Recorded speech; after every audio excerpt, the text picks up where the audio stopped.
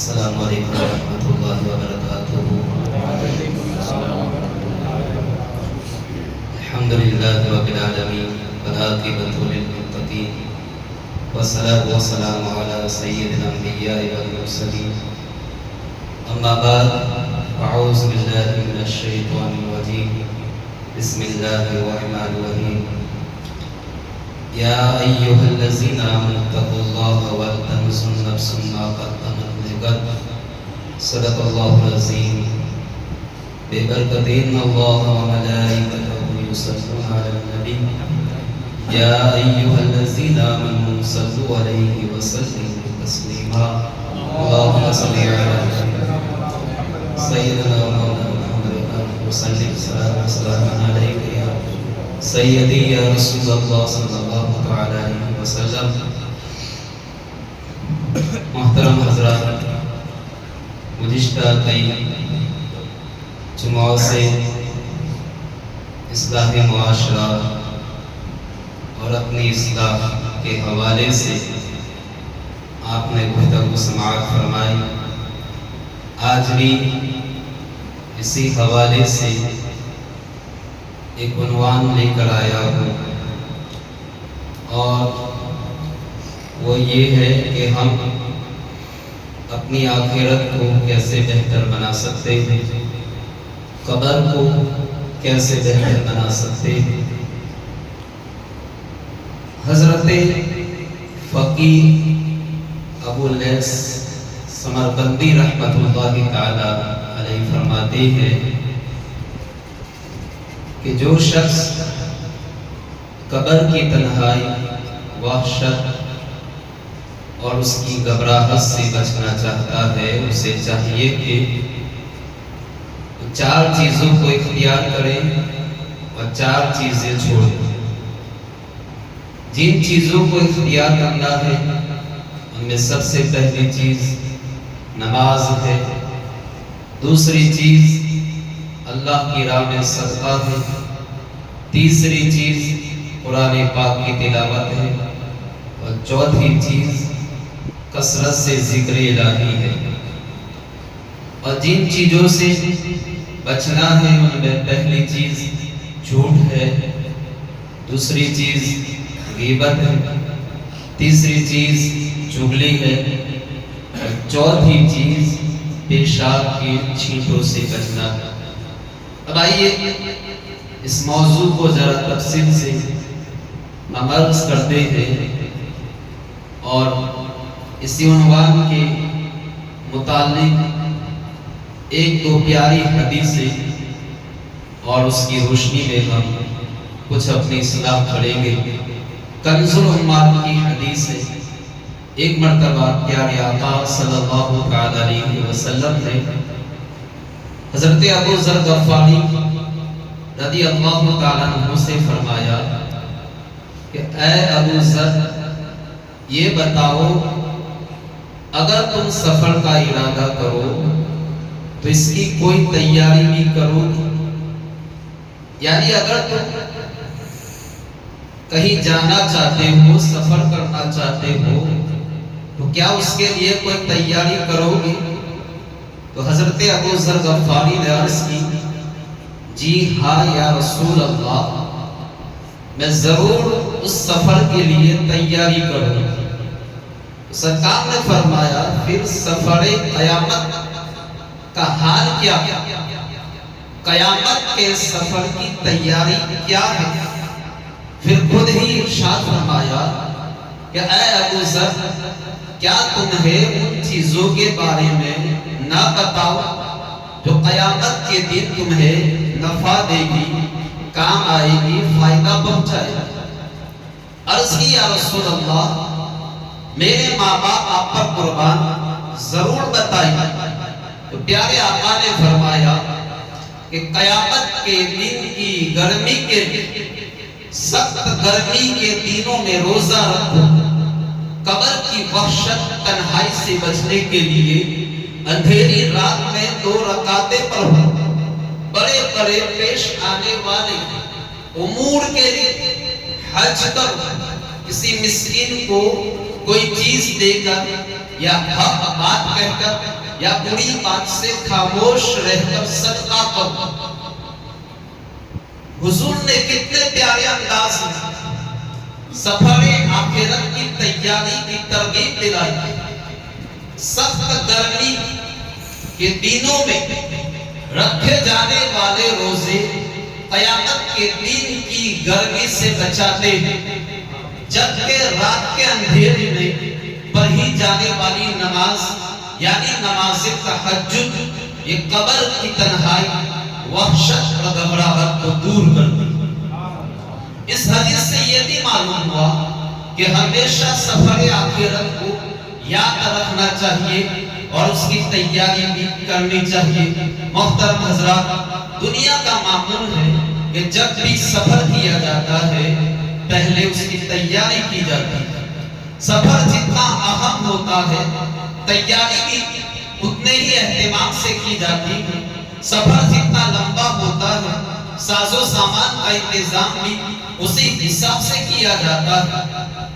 آپ نے دیکھا ہوگا کہ جس خوش نصیب کو سفر حج کی سعادت نصیب ہو جائے، عمرہ کی سعادت حاصل ہو جائے، تو کئی دن پہلے تیاری کا سلسلہ شروع ہو جاتا ہے۔ جیسے جیسے سفر کا وقت قریب آتا ہے تیاری میں اضافہ ہوتا چلا جاتا ہے۔ اسی طرح اور سفروں کا معاملہ ہے تو محترم حضرات غور کرو، جب دنیا کے چند دنوں کے سفر کے لیے پہلے سے تیاری کی جاتی ہے تو وہ سفر جو سب سے طویل ہے، وہ سفر جو سب سے لمبا ہے، وہ سفر جس پر نجات کی دار و مدار ہے، وہ سفر جو سعادتوں کی معراج بنے گا یا ہولناک سزاؤں میں گرفتار کرے گا، وہ سفر جو جنت میں لے جائے گا یا جہنم میں لے جائے گا، تو اس سفر کے لیے کتنی تیاری کرنی چاہیے۔ بہت تیاری کی ضرورت ہے، اہم تیاری کی ضرورت ہے، مگر افسوس کہ ہم اس سے اس قدر غافل ہو چکے ہیں، سفر آخرت سے بالکل غافل ہے۔ آئے دن جنازوں میں شرکت کرتے ہیں، میت کو کاندھا دیتے ہیں، اپنے ہاتھوں سے قبر میں اتارتے ہیں، اس کے باوجود ہم عبرت حاصل نہیں کرتے۔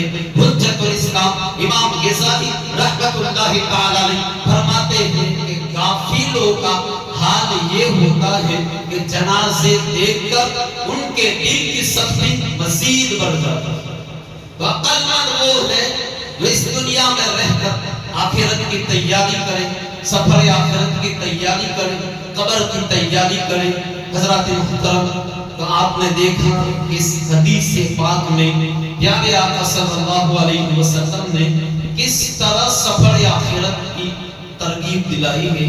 اسی سے متعلق ایک اور حدیث جو کہ امام غزالی رحمت اللہ تعالی علیہ اور ابن ابی دنیا نے اسے نقل فرمایا، غور سے سنیے اور اس میں اپنے لیے اصلاح کے پہلو تلاش کیجیے۔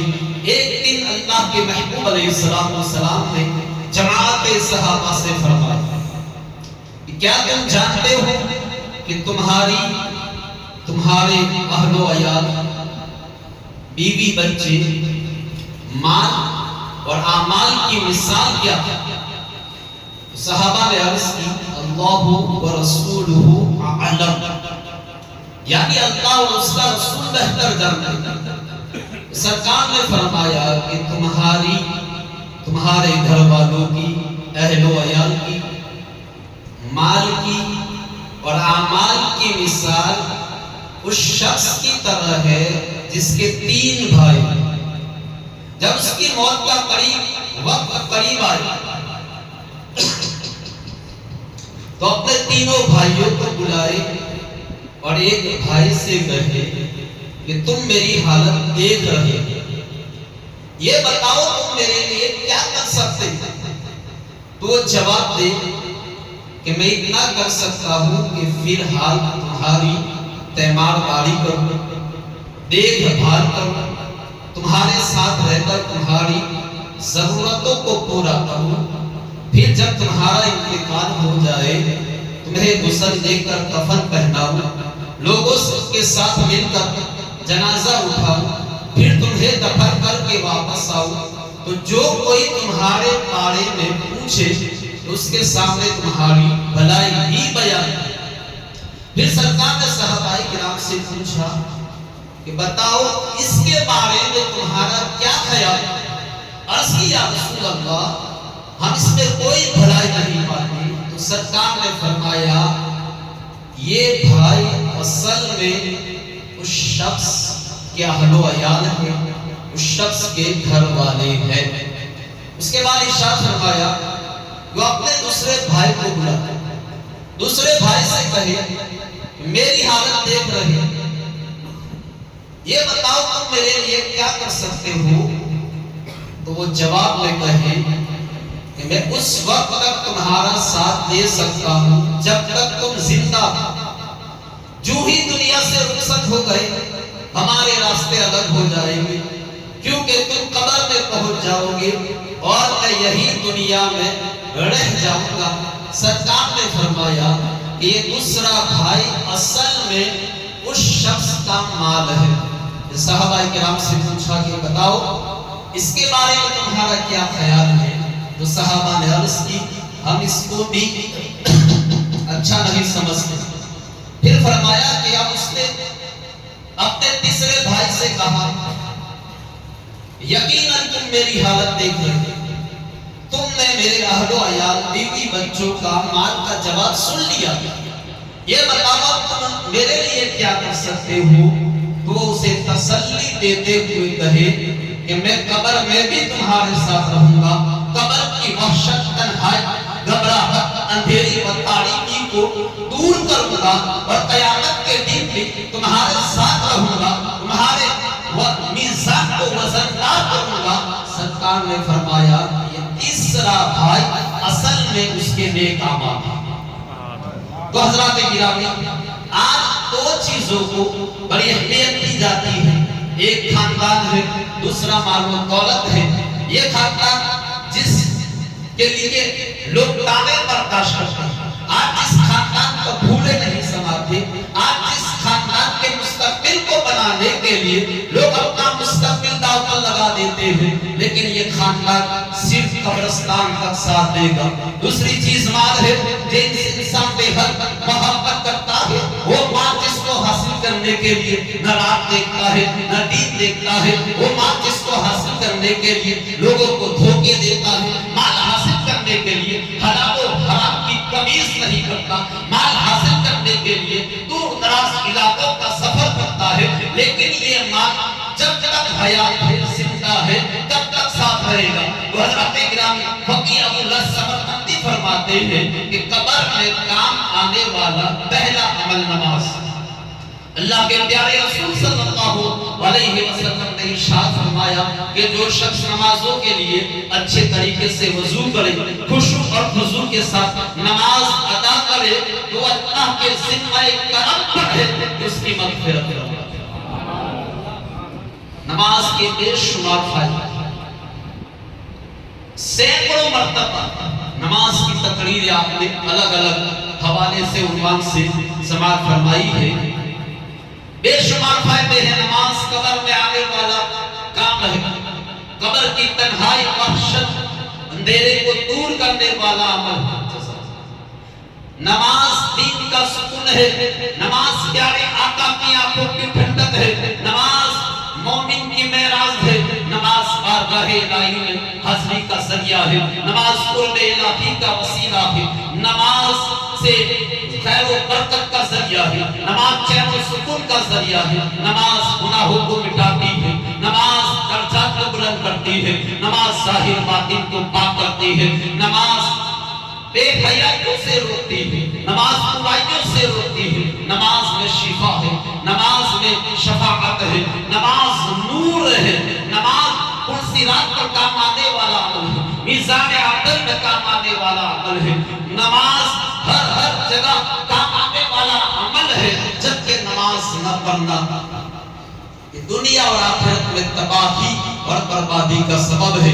نماز نہ پڑھنا یہ خود کو اللہ کے امان سے محروم کرتا تھا، نماز نہ پڑھنا خود کو عذاب جہنم کا مستحق کرنا۔ حضرات محترم، اللہ تعالیٰ ارشاد فرماتا ہے فَخَلَفَ مِن بَعْدِهِمْ خَلْفٌ أَضَاعُوا الصَّلَاةَ وَاتَّبَعُوا الشَّهْوَاتَ فَسَوْفَ يَلْقَوْنَ غَيًّا، کہ جنہوں نے نمازیں ضائع اپنی خواہشات کی پیروی ان قریب وہ جہنم کی ایک وادی غیر میدان جہنم کی ایک وادی جس کی گرمی گہرائی سب سے زیادہ، اس میں ایک کنواں ہے جس کا نام ہب ہے۔ جب جہنم کی آگ بجھنے پر آتی ہے تو اللہ تعالیٰ اس کنویں کو کھول دیتا ہے جس سے جہنم کی آگ بدستور بھڑکنے لگتی ہے۔ نماز میں سستی کرنا بہت بڑا گناہ عذاب قبر کا سبب ہے، اس لیے پانچوں نمازیں جماعت کے ساتھ ادا کر، نماز میں ہرگز سستی نہ کر۔ آج ہم فضول کاموں میں فضول باتوں میں مشغول ہو کر نمازیں قضا کر دیتے، احساس کرتے ہیں مسلسل رب کی نافرمانی کرتے رہتے ہیں، جبکہ رب کریم بے حساب مسلسل نعمتیں عطا فرماتا ہے۔ دن بھر میں 5 وقت ہمیں صدقہ کرنے کی توفیق نصیب نہیں ہوئی۔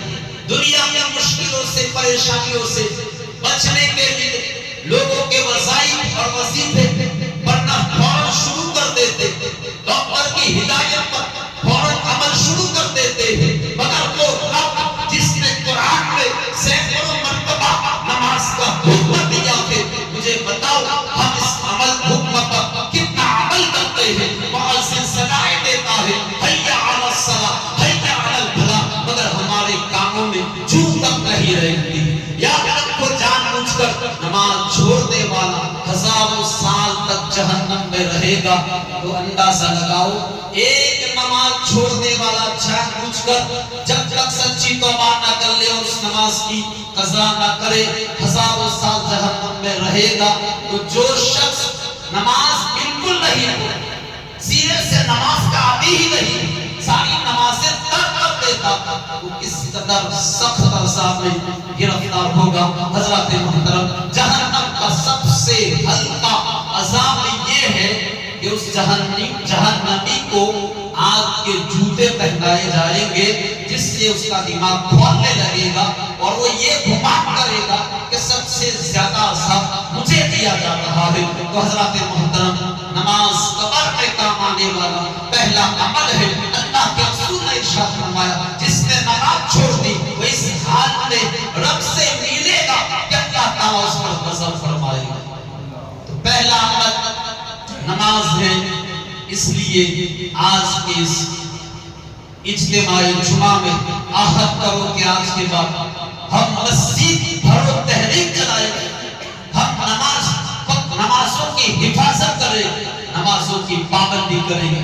حضرت فقی ابو العز سمرقندی فرماتے ہیں قبر میں کام آنے والا دوسرا عمل صدقہ۔ حضور نے ارشاد فرمایا بے شک صدقہ قبر کی گرمی سے بچاتا، صدقہ قبر کی وحشت کو دور کرتا، صدقہ برائیوں کے راستے بند کرتا، صدقہ بلاؤں کو روکتا، صدقہ بری موت سے برے خاتمے سے بچاتا، صدقہ رب کے غضب کو دور کرتا، صدقہ غربت کو ختم کرتا۔ اب صدقہ کسے کہتے ہیں؟ تو یہ بھی آپ ذہن میں رکھیں، جو چیز اللہ کی رضا کے لیے اللہ کی راہ میں دی جائے اور اس کے ذریعے لوگوں میں واہ واہ کرانا مقصود نہ ہو بلکہ اس کے ذریعے اللہ کی بارگاہ سے اجر و ثواب کی نیت کی جائے اسے صدقہ کہتے ہیں۔ اور صدقہ دیتے وقت اس بات کا خیال رکھنا چاہیے کہ جو چیز آپ کو سب سے زیادہ محبوب ہے، سب سے زیادہ پسند ہے، اسے صدقہ کرے تو زیادہ ثواب ہے۔ اللہ تعالیٰ نے قرآن مجید میں اپنی پیاری چیز صدقہ کرنے کا حکم دیا ہے، چنانچہ ارشاد فرمایا لن تنالوا البر حتى تنفقوا مما تحبون، کہ وہ ہرگز بھلائی کو نہیں پہنچیں گے جب تک کہ اپنی پیاری پسندیدہ محبوب چیز اللہ کی راہ میں خرچ نہیں. حضرت ابو طلحہ انصاری رضی اللہ تعالیٰ عنہ بہت بڑے مالدار تھے. مدینے میں مالدار صحابہ میں ان کا شمار تھا. انہیں اپنے مالوں میں سے بیروحہ نامی ایک باغ بڑا محبوب اور پسندیدہ تھا. جب یہ آیت کریمہ نازل ہوئی انہوں نے بارگاہ رسالت میں کھڑے ہو کر عرض کی کہ مجھے سب سے پیارا باغ بیروحہ ہے, میں وہی راہ خدا میں صدقہ کرتا ہوں. تو اس پر اللہ کے محبوب علیہ السلام نے خوشی کا اظہار کیا. حضرت عمر بن عبد العزیز رضی اللہ تعالیٰ عنہ شکر کی بوریاں صدقہ کیا.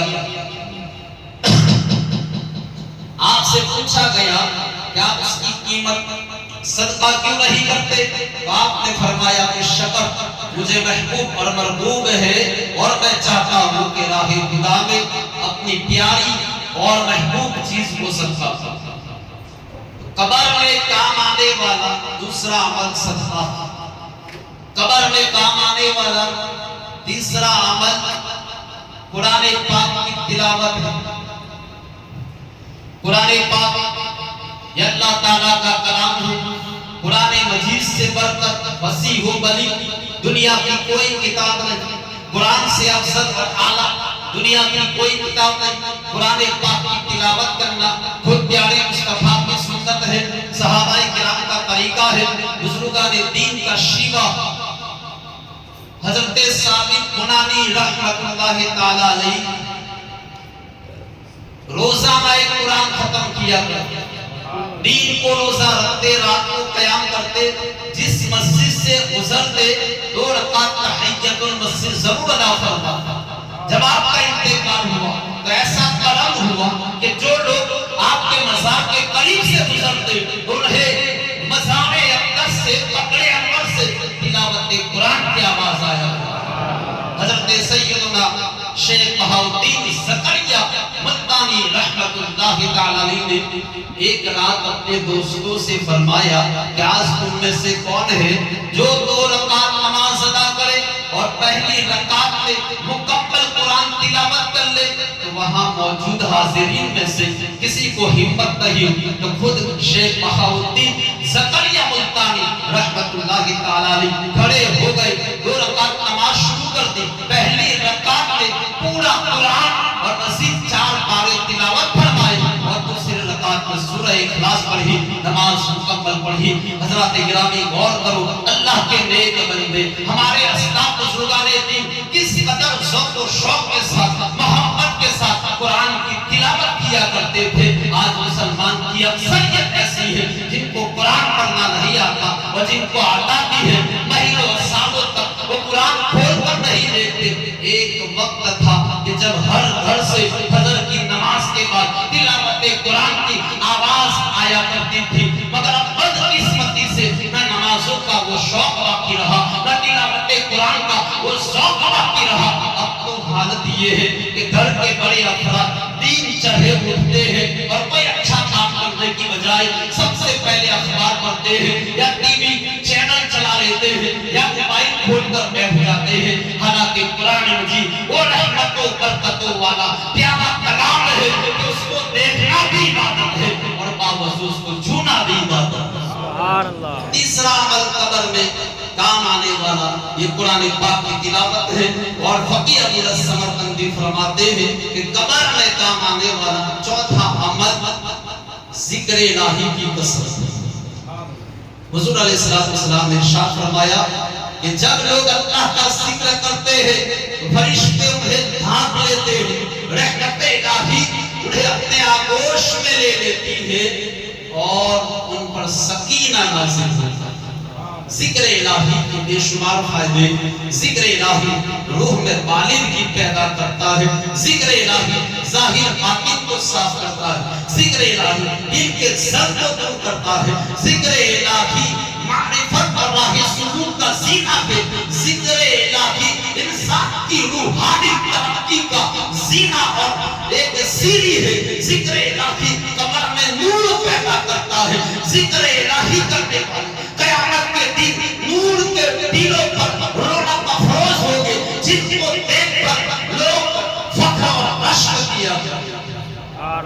تو آج ذکر الہی قبر میں نور اور روشنی پیدا کرتا ہے۔ محترم حضرات، مولانا روم رحمت اللہ تعالی علیہ فرماتے ہیں، غور سے سنیے، آخری ایک قصہ واقعہ اور گفتگو ختم۔ مولانا روم فرماتے ہیں کہ ایک شخص رات کے وقت ذکر اللہ میں مشغول تھا، اللہ کا ذکر کرتا تھا، اس کی زبان پر اللہ اللہ کا ذکر جاری تھا۔ شیطان نے اس کو جھڑک کر کہا کہ اے کم کب تک اللہ اللہ کی رٹ لگائے جائے گا؟ ادھر سے کوئی جواب نہیں آتا اور تو ہے کہ مسلسل اسی کو پکارے جا رہا ہے، اسی کا ذکر کرتے جا رہا ہے، کب تک تو اللہ کا ذکر کرتا ہے؟ شیطان کی یہ بات سن کر اس کا دل ٹوٹ گیا، اس نے اللہ کا ذکر بند کر دیا۔ رات کو جب سویا تو عالم میں خواب میں دیکھا حضرت خضر علیہ السلام تشریف لائے ہیں اور فرما رہے ہیں کہ اے ایک وقت تو نے اللہ کا ذکر کیوں چھوڑ دیا، اللہ کا ذکر کیوں بند کر دیا؟ اس نے کہا کہ بارگاہ الہی سے مجھے کوئی جواب نہیں آتا، اس لیے فکر مند ہوں کہ کہیں میرے ذکر کو رد تو نہیں کر دیا گیا۔ تو حضرت خضر علیہ السلام نے فرمایا کہ بارگاہ الہی سے مجھے حکم ہوا کہ تیرے پاس جاؤں اور تجھے بتاؤں کہ تو جو اللہ کا ذکر کرتا ہے وہی ہمارا جواب ہے، تو جو اللہ کا ذکر کرتا ہے وہی ہمارا جواب ہے۔ تیرے دل میں جو سوز و خداس پیدا ہوتا ہے وہ ہمارا ہی تو پیدا کیا ہوا ہے۔ تیرے ہر مرتبہ ہر بار یا اللہ کہنے پر ہماری 100 جواب پوشیدہ چھپے ہوئے۔ حضرات گرامی، اگر اپنی آخرت کو بہتر بنانا چاہتے، قبر کو بہتر بنانا چاہتے، سب سے پہلے نمازوں کی حفاظت کرو، نمازوں کی پابندی کرو۔ دوسرا عمل ہے اللہ کی راہ میں صدقہ کرو، خیرات کرو۔ اور تیسرا عمل ہے تلاوت قرآن کو اپنا معمول بناؤ۔ اور چوتھا عمل ہے کثرت سے اللہ کا ذکر کرو۔ حضرت رابعہ بصریہ کے وصال کے بعد آنکھ کو دیکھا، جنت کے اعلیٰ درجوں میں ریشم کے سبز لباس زیب تن کیے ہوئے جنت کی اعلیٰ نعمتوں میں ہے اور خوبصورت باغوں میں ہے۔ حضرت رابعہ بصریہ سے پوچھا، آپ کی لونڈی نے 1 سال کے بعد جب خواب میں دیکھا تو پوچھا کہ اے رابعہ بصریہ، آپ کو یہ مقام کیسے حاصل ہوا اور آپ کا وہ جھبا کہاں گیا جس کے ہم نے آپ کو کفن دیا تھا؟ فرمایا کہ اللہ تعالیٰ نے اس جھبے کے بدلے میں بہترین جھبا جنتی لباس عطا فرمایا ہے اور میرے اس جھبے کو لپیٹ کر اس پر مہر لگا دی گئی ہے تاکہ قیامت کے دن اس کے بدلے مجھے ثواب عطا کیا جائے۔ آپ کی لونڈی نے پوچھا کہ اے رابعہ بصریہ، مجھے کوئی ایسا عمل بتائیے جس کے ذریعے مجھے اللہ کا قرب اور اس کی رضا حاصل ہو۔ حضرت رابعہ بصریہ نے فرمایا کثرت سے اللہ کا ذکر کرو، ہر وقت ذکر اللہ کو اپنے اوپر لازم کر لو، اللہ تعالیٰ تمہیں بھی یہ مقام اور مرتبہ عطا فرمائے گا۔